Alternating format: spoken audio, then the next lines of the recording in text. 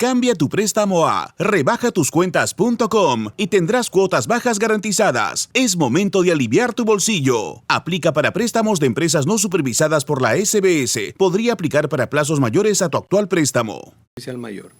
Gracias por acompañarnos, José Echebaja. Fernando, buenas noches y gracias por invitarme.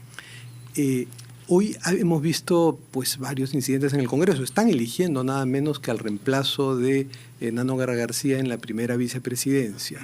Ya todo parece que está cantado para que sea el congresista de Acción Popular, de Fuerza Popular, Arturo Alegría. ¿Te parece que el gesto de dejar que Fuerza Popular ponga a otro de sus filas era lo esperable? Era lo esperable y me alegró mucho la renuncia de la candidatura del señor Wilson Soto, porque es un gesto a los cuales el Congreso ahora nos tiene muy poco acostumbrados. Eso, ¿no? O sea, más bien nos tiene acostumbrados a cosas de niños, como la de Wilson Soto. Exactamente. Entonces, este gesto de las bancadas, por cortesía política y como reconocimiento al parlamentario Nano que nos dejó fortuitamente, ¿no?, es un buen gesto y creo que dice mucho de esta conducta, al menos, que el Parlamento ha tomado para elegir al señor Alegría, o elegir en unos minutos al señor Alegría como vicepresidente, ¿no? Y el gesto contrario de Wilson Soto, que es del núcleo duro de la bancada de los niños, porque ya se retiraron los otros del Popular, como María Carmen Alba. ¿Cómo analizas ese gesto de los niños? Mira, traté de entenderlos de alguna forma, desde el punto de vista político, desde el punto de vista de la coyuntura, y no encontré, la verdad, una arista que me permita justificar esa actitud en principio. Han sido derrotados, ¿no? Porque sospecho que han hablado con otras bancadas y les han dicho, no, en esta no lo seguimos. Es muy probable. Tú sabes que detrás de bambalinas, estas conversaciones de corte político y de confrontación y control de votos previos se dan, ¿no? Entonces, control de votos previos, eso es interesante. Sí, Tú habrás sido sí. testigo accidental muchas veces de eso. Muchísimas veces. Los votos son así, o sea, se van pulseando, como se dice, ¿no?, a nivel de las bancadas, y sobre todo en un contexto político parlamentario en el que tenemos 12 bancadas, cada votación es incierta realmente. No se puede prever cuál va a ser el resultado de alguna posición o alguna ley o algún acto de control político. Hay constantemente negociaciones y yo diría que existen equilibrios dinámicos todo el tiempo. O sea, no hay un equilibrio permanente, no se puede predecir, tenemos un parlamento totalmente impredecible y estas como cosas no lo era antes. Y esa impredictibilidad del parlamento tiene que ver con la descohesión de las bancadas. Muchísimo. Con la falta de control partidario, que siempre los partidos son más previsibles que las bancadas, ¿no? Muchísimo, y esto genera ciertas conductas de las cuales ya hemos visto a lo largo de estos 2 años, ¿no? Como no hay una mayoría, no quisiera decirlo, pero cada bancada, iba a decir... Lo voy a decir, cada bancada se siente como una parcela, ¿no?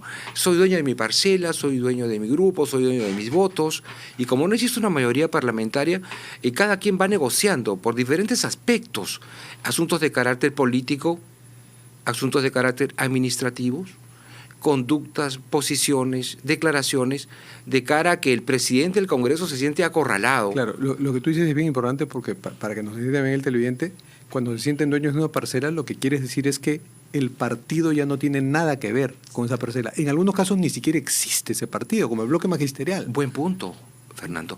Porque las personas dicen, me eligió el pueblo, no mi partido. Oye, pero el partido te llevó a que postular, sí, pero ellos no me eligieron. Y no tengo que rendirle cuentas al partido. Y repiten esa fórmula que está en la Constitución, y no estoy sujeto a mandato imperativo, ¿no? Exactamente. Entonces, y eso pasa a nivel de toda la clase política que tiene un cargo de elección popular. Los gobernadores regionales dicen lo mismo, en el Parlamento dicen lo mismo. Entonces, no hay una relación entre lo que es el partido político con la bancada. Y cuando existen coordinaciones entre los líderes de los partidos con la bancada, como que se interpreta mal. Y yo creo que eso no es lo correcto. Como se dice, mire este partido que está dominado, pero el partido tiene una representación nacional, no vive por los apetitos inmediatos de los congresistas, no vive del sueldo del Congreso. Entonces, el partido puede ser, en estas circunstancias, más confiable que la bancada. Sí, y eso lo veo más en el fujimorismo, realmente. Veo que ellos se reúnen, coordinan como bancada, toman posiciones disciplinarias. En APP no, existe en APP, pero es mucho menos, y en el resto de partidos no lo percibo. Y en Somos y Podemos, como que la influencia del partido se da, pero no es la mejor. Digamos que la jefatura del partido, más no del partido, porque también son las cúpulas al interior de cada uno de ellos. Podemos, el jefe está en el Congreso. El jefe está en el Congreso. Bueno, ahí sí. Y en Avanza País hay un caso extraño, porque más bien el partido, conozco a algunos dirigentes, se han alineado con la bancada, no les quedaba otra. Exactamente. Entonces, esto demuestra pues la crisis, la falta de cultura política, la falta de una expertise en el manejo político partidario de las bancadas en las cuales debe existir, cosa que no sucede en otros parlamentos. En este parlamento, en el que has sido oficial mayor por algunas temporadas, ¿has encontrado algunos fenómenos nuevos que no veías en congresos anteriores? ¿Para bien o para mal? Para ambos. Si hay uno para bien, bienvenido sea. Bienvenido sea. Pero lo que he encontrado realmente, y eso me entristece, he tenido la suerte de ver el funcionamiento de un parlamento bicameral con líderes de determinadas posiciones ideológicas y personalísimas, ¿no? Pero que no se han visto reflejados en los últimos 20 años en el funcionamiento del Congreso. Vemos un comportamiento de políticos nuevos, y de políticos que no conocen las reglas no escritas de la misma política, de manera que esto desfigura, y vemos un parlamento en el cual las conductas individuales de los parlamentarios van generando un clima totalmente adverso ante la institución parlamentaria por parte de la ciudadanía. Por ejemplo, una bancada muy interesante como la de Avanza País, de la que incluso salió un presidente del Congreso, que es José Williams, con quien tú has trabajado estrechamente. Mire el caso de Rosely Amurús. Empezó en una crónica rosa, frívola, de una fiesta, de ahí se convirtió en crónica roja, y ahora se ha abierto una caja de sorpresas y resulta que hay un drama de lealtades partidarias donde hasta Amurús, con esta gente con la que estuvo en la fiesta, podría estar formando otro partido. Eso falta, y no solamente me refiero por Rosely, a quien yo le tengo muchísimo aprecio, créeme, Fernando, mucho aprecio a Rosely, pero es parte de la inexperiencia en la formación política de nuestros parlamentarios. O sea, creo que hace falta que exista una ascendencia para poder llegar al Parlamento. Necesitamos que los partidos le exijan a los militantes, antes de que lleguen al Parlamento, experiencias en otros cargos de elección popular de menor jerarquía, pero que hagan posible que cuando lleguen al Parlamento ya sea una persona cajuada, que haya administrado bien el poder. Pero ella llegó porque el padre tenía dinero y bancó buena parte de la campaña, el padre de Roger Amurús. Claro, don Roger, ¿no? Claro, pero eso... Que en paz descanse. Así es, a quien también yo aprecié y conocí como constituyente, ¿no? Entonces, eso es lo que tenemos que buscar para los futuros parlamentarios. Entonces, si la aprecias es porque la conoces y tal vez puedas responder esta pregunta. ¿Podría ser el de ella el caso de una congresista despistada, creo que es en el mejor de los escenarios, despistada, que de pronto ha sido objeto de seducción, de persuasión, de gente con malos apetitos y que la han convencido de hagamos un partido? Mira, Rosely es una persona realmente inocente. Realmente inocente. O sea, me estás diciendo tonta. No. Pero en esa acepción, ingenua, candorosa. Es que cree mucho en la gente, en las personas. Le falta en su formación, ¿no?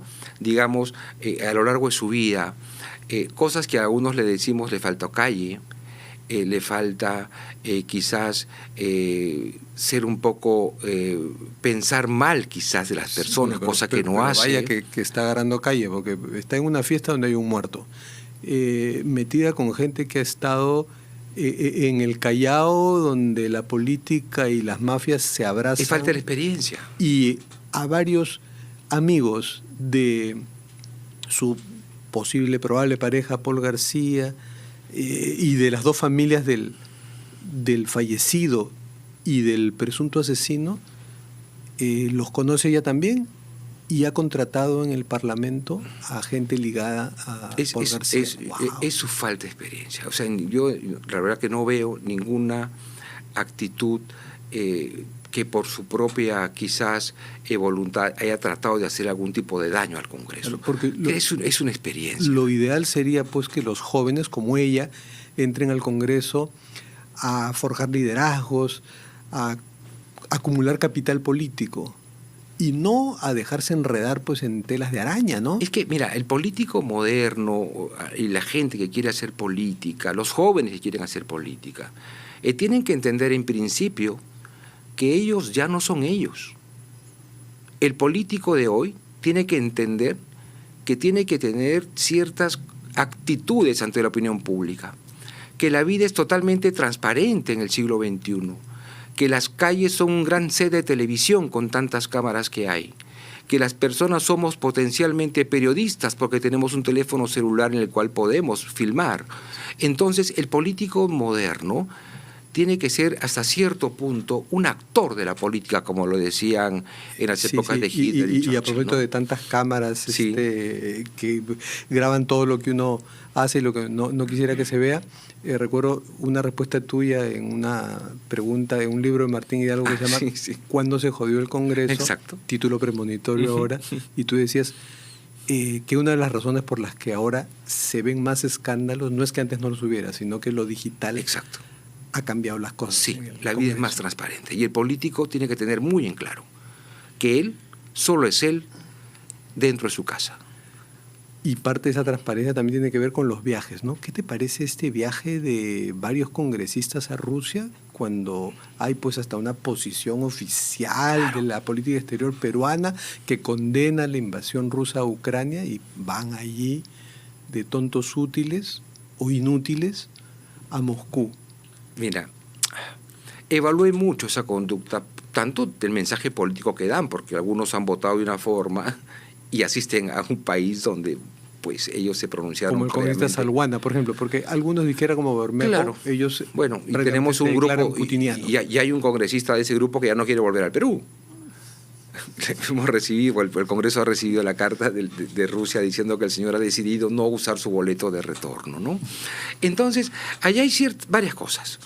En principio dicen por ahí de que su licencia no debe ser obligatoria en términos personales, pero yo creo que eso no es cierto. Cuando alguien se va por razones personales, pues el Estado no tiene por qué pagarle su remuneración por un viaje de carácter personal. Además, y hecho en plena semana de representación. Cuyo acto es totalmente obligatorio. El reglamento, en su artículo 23, dice, son deberes de los congresistas, ¿no? Deberes. 2 puntos. Están obligados a realizar su semana de representación en el territorio peruano. Están obligados. Claro, o sea, ahí sí hay una inconducta. Ahí sí. O sea, todos pueden pasar por ética una vez que regresen. Exacto, porque ellos han debido pedir su licencia conforme lo hizo el señor Quito. Entonces cuentan con la autorización de licencia en una semana de representación, cosa que está bien, pero también deben tener límites. Las licencias no tienen límites ahora. Los días de licencia al año no tienen límites para un parlamentario.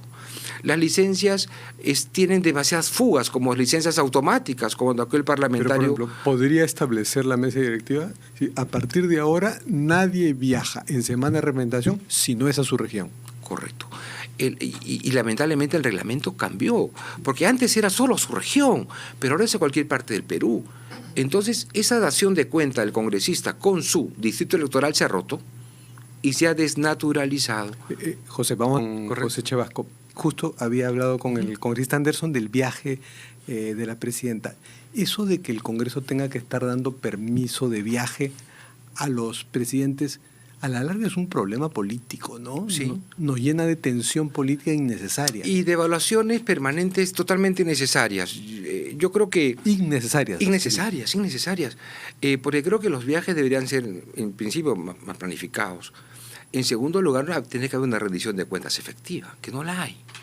Los presidentes de las repúblicas viajan con una agenda predeterminada, que está contenida en una autorización en resolución legislativa, pero después de eso no hay ninguna rendición de cuentas por parte del Premier al Congreso. O sea, ese es un buen punto. De pronto, que viaje el presidente cuando le dé la gana, allá él que vea si su viaje es pertinente o no. A la larga los viajes frivolizan a los presidentes y se va a dar cuenta Dina Boluarte. Pero sí sería bien interesante que le rinda cuentas Al Congreso. al Congreso. Exacto. Porque el Congreso le concede la autorización ahora, ¿no? Pero ¿en qué momento viene la rendición de cuentas de lo viajado, de lo conseguido? Ese es un buen punto, pero creo que tendría que ser una reforma constitucional, ¿no? Podría Porque ser una reforma constitucional, una de las tantas reformas constitucionales que necesita el sistema político Y otra peruano. cosa, otra reforma que no creo que sea constitucional necesariamente, tú lo sabrás mejor que yo, es algo que también está generando una tensión, es que es complicado. Cuando hay interpelaciones, censuras, no hay plazos. Entonces a uno lo interpelan hoy y pasan meses y pueden censurarlo en base a las respuestas que dio en ese Claro, ese periodo sucedió con el interpelatorio. ministro de Energía y Minas, ¿no? Que presentan una censura después de 3 meses. Cuando el reglamento es muy claro, las censuras se presentan luego. Luego en el diccionario es inmediatamente. Pero hay esa Pero es esa ambigüedad, interpretación, esa hay esa ambigüedad. interpretación. O sea, primera vez que a alguien se le ocurre presentar, creo yo, una censura después de 3 meses. En esa lógica, pues podría presentar una censura hoy respecto a la exposición de la política general de establecer gobierno. esos plazos como los hay para la vacancia y para varios otros Hay que procedimientos. ponerlos. O sea, interesantísimos. en esta coyuntura donde hay tantas genialidades en el Congreso, deberían pues exponerse las cosas mucho más expresas respecto a los plazos de presentación de una censura, porque al poderla presentar en cualquier momento, generas un clima total de inestabilidad del gobierno. Porque el ministro dirá, ¿a qué hora me censuran? Después de lo que dije. Claro. ¿Y para eso sí podría hacer un cambio en el reglamento o tendría que ser reforma constitucional? No, reforma el reglamento. Del reglamento, eso sería Suficiente, más. suficiente. Como también crear procedimientos para, por ejemplo, este juicio, entre comillas, que se le está haciendo a la Junta Nacional de Justicia en la Comisión de Justicia, ¿no? Claro, porque debe haber una expresa delegación de facultades de la comisión. Se habló de una comisión con plazos sumarios, pero ya no son sumarios y se van acumulando y van a seguirse acumulando con toda seguridad. Perdón nuevamente, José, pero tenemos otro enlace. Vamos. José, Sí. bueno, estábamos en todo este panorama tremendo del Congreso y ¿qué apuestas que el Congreso puede hacer de aquí al 2026 si llegamos con los dos poderes vivos al 2026 para salir de este estancamiento y de este deterioro terrible? ¿O ves que esto ya no tiene pare en este Congreso? Mira, yo tengo una aspiración, una esperanza, pensando en el futuro Congreso. Yo creo que este Congreso debe crear un grupo de trabajo para establecer las reformas reales que el Congreso necesita para que funcione bien. Yo pensaría hasta en el futuro en una refundación del Parlamento. Porque necesitamos hacer cambios, no solamente para legitimar los actos de los propios congresistas, para tener mejores debates, más ilustrativos. 5 minutos en el uso de la palabra no es suficiente para armar una estructura de retórica eficiente en el Parlamento. O sea, una refundación del Parlamento podría ser parte de las promesas electorales de nuestros candidatos a la presidencia. Sí, pero que aspiremos a una mayoría sólida para el siguiente Congreso. Hoy yo no tengo muchas esperanzas. Entiendo que hay muchos parlamentarios bien intencionados y que conocen de las reformas que el Parlamento tiene. Yo creo que la Comisión de Constitución debe proponer ya reformas efectivas para que el Congreso funcione mejor. Esa es mi ilusión que tengo. Muchas gracias, José Chevasco. Y volvemos dentro de una pausa.